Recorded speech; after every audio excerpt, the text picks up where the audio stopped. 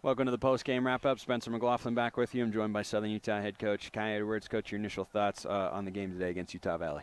Competitive, played well, stuck to what we wanted to do the whole game. When moments of the game when they had the ball, I felt like we were in control, and that's something we talked about. Is just because they have the ball doesn't mean they're in control. We put the ball where we wanted to most of the time, which is back or wide, and did well for the most part.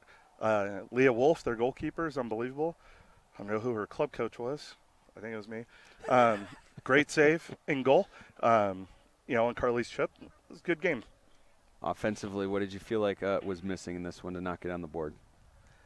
Yeah, a little bit of the final pass. A little bit of luck, a little bit of the final pass. But in the end, in that game, in this moment, the goal is to try to win 1-0.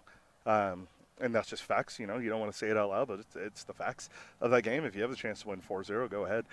So it's getting the set piece goal, which we had two good, clear chances on the set piece, one that fell to the top of the 12 that we had a clear shot and missed. So it's that final bearing, but you can't get too nitpicky on a team that has 20-something goals in 4 conference games.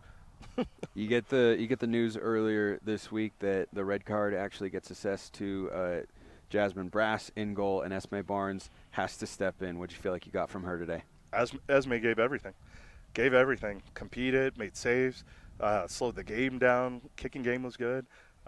We gave up the early goal. She settled in. Could have easily sulked and given up 3 quick goals 5 minutes later because they had the shots, and she made 2 breakaway saves, dove on a couple balls, dealt with them in there. I thought Esme, you don't have to get ready if you stay ready. How do you feel going forward having 2 keepers that you feel like you can trust? I think both keepers are excited to compete. I think the team's excited. If something happens to either one, they have players that can play. And, that's – would you like to, have 8 conference wins right now? Of course. But if you're not going to have that, be playing the best soccer you've played for the year. And we all know it going into the season. To make the conference tournament, for us, it goes through Texas. And that's still in front of us, and that's this weekend. And just a quick look ahead for those games. Abilene Christian Thursday, Tarleton on Sunday. What does your team need to do in those matches to get points? Yeah, first time you play a team twice in a week, and I think it's get the goal. Abilene game was, good Lord, 7 days ago today in Texas, right? So I think it's getting the goal and finding ways to get behind them and score the set-piece goal and stop their wide flanks running fast. And, we'll have Now back. Now didn't play today. Tebbs didn't play today. So both backliners will be back and Jazz will be back. And it's double down and go forward. Coach, thank you for the time. Go T-Birds.